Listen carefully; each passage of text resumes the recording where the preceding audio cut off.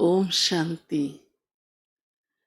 आज प्यारे बाबा ने कहा है कि जो मेरे बच्चे मददगार बनते हैं उनके लिए मैं कौन सी गारंटी करता हूँ। सोचिए, आज प्यारे बाबा का कहना है कि मैं ये गारंटी करता हूँ कि उनको कभी काल खा नहीं सकता।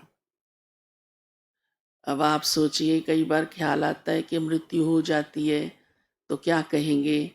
संगम युग पर देखो, हम कभी ये सोचते ही नहीं, हमारी भाषा भी नहीं है मृत्यु या मरना।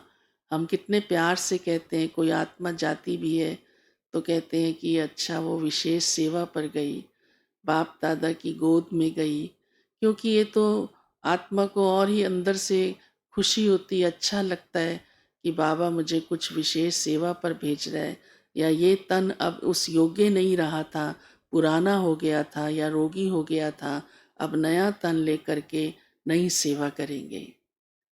और भविष्य भी बाबा कहते हैं कि 21 जन्मों के लिए कभी अकाले मृत्यु होगा ही नहीं, तो काल कभी आएगा ही नहीं।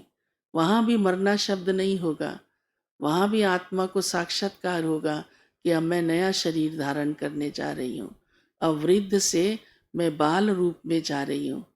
तो बाबा की ये हम बच्चों को गारंटी है कि कभी अकाले मृत्यु नहीं होगा, कभी दुख नहीं होगा। तो बाबा इसलिए कहते हैं, बाबा के बनकर चलने से और बाबा के मददगार बनने से जीवन कितना 21 जन्मों के लिए अकाल वाला बन जाएगा, काल वाला नहीं। दूसरा बाबा कहते हैं, मैं इस समय तुम बच्चों को इतना बहलाता हूँ क्योंकि ज्ञान और योग से आत्मा इतनी अंदर से भरपूर और प्रफुल्लित हो जाती है कि उसे और कहीं भी जाने की जरूरत नहीं लगती। ये मिल जाए वो मिल जाए। बाबा कहते भक्ति में आदत थी ना मेले मलाखड़ों में जाने की, अब फलानी देवी का मेला लगा वहाँ जाओ, अब शिवरात्रि का मेला लगा वहाँ जाओ, अब फलाने गुरु का सत्संग है वहाँ जाओ। बाबा कहते अब इन सब बातों से आप छूट गए, और अभी ही नहीं 21 जन्मों के लिए छूट गए। अब तो देखो जाते जाते और ही सबको ये लगने लगता है कहाँ कहाँ धक्का खाएं। हाँ, और वैसे भी भीड़ भड़क का सब जगह। तो बाबा ने हम बच्चों को इन सारी बातों से भी बचा लिया है। तो प्यारे बाबा का कहना है, 21 जन्मों के लिए तुम बच्चे ऐसे बन जाते हो। लेकिन साथ ही बाबा कहते हैं इस समय ये ध्यान रखना है, अपने करेक्टर्स सुधारने हैं,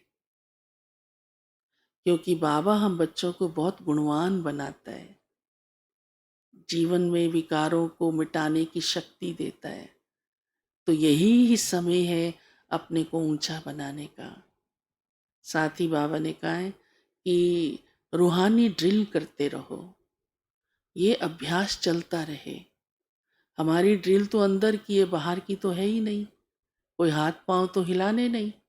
फिर जहाँ भी आप बैठे हो वहाँ ही ये अभ्यास कर सकते हो। तो जब जितना इस ड्रिल का अभ्यास चलता रहेगा, आत्मा उतनी शक्तिशाली बनती जाएगी।